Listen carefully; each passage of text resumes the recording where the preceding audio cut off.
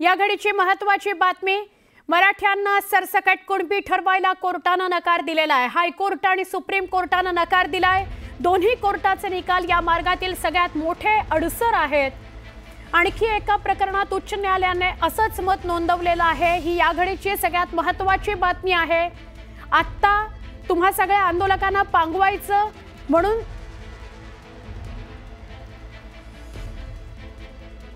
जर आरक्षणाला हो म्हटलं आणि जर ते कोर्टात टिकलं नाही तर अशाच प्रकारच्या प्रतिक्रिया सत्ताधाऱ्यांकडून उमटतायत। आणि आत्ताची मोठी बातमी, ही मोठी बातमी अशी की मराठ्यांना सरसकट कुणबी ठरवायला कोर्टाने नकार दिलेला आहे। हायकोर्ट आणि सुप्रीम कोर्टाने नकार दिलाय। दोन्ही कोर्टाचे निकाल या मार्गातले सगळ्यात मोठा अडथळा आहेत, अडसर आहेत।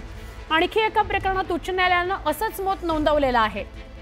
आमचे प्रतिनिधी राहुल जोरी यांच्याशी बोलूया। राहुल, महत्त्वाची बातमी समोर येते, काय सांगाल अधिक? आंदोलनाचा तिसरा दिवस आहे तर दुसऱ्या बाजूला मराठा बांधवांना सरसकट कुणबी संबोधण्यास हायकोर्ट आणि सुप्रीम कोर्टाने सपशेल नकार दिलेला आहे। मोठा धक्का जर एकंदरीत बघितलं तर मनोज जरांगे ज्या पद्धतीने मागणी करतायत की सरसकटपणे आंदोलनाला या सरसकट कुणबीचे प्रमाणपत्र देण्यात यावीत, मात्र अशा पद्धतीने जर कुठला निर्णय झाला तर तो कोर्टात टिकणार नाही।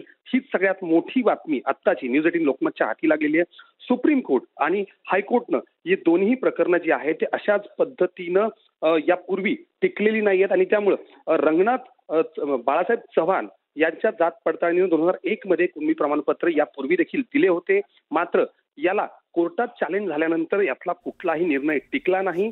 यापुढेही जाऊन ज्या पद्धतीने दाभोळकर समितीने हा अहवाल दिला होता त्यावर देखील याबाबत कोर्टानं स्पष्टपणे सरसकट मराठ्यांना कुणबी संबोधण्यास नकार दिला आणि त्यामुळे अशा पद्धतीनं जर कुणबी संबोधलं तर तो सामाजिक मूर्खपणा ठरेल, अशा पद्धतीचं थेट मत जे आहे तो यावेळी हायकोर्ट आणि सुप्रीम कोर्टाने व्यक्त केलं। आणि त्यामुळे हायकोर्टाने ज्या पद्धतीने ह्यावर ताशेरे ओढलेले आहेत अशा पद्धतीने जर सरसकट कुणबी प्रमाणपत्र मिळाले।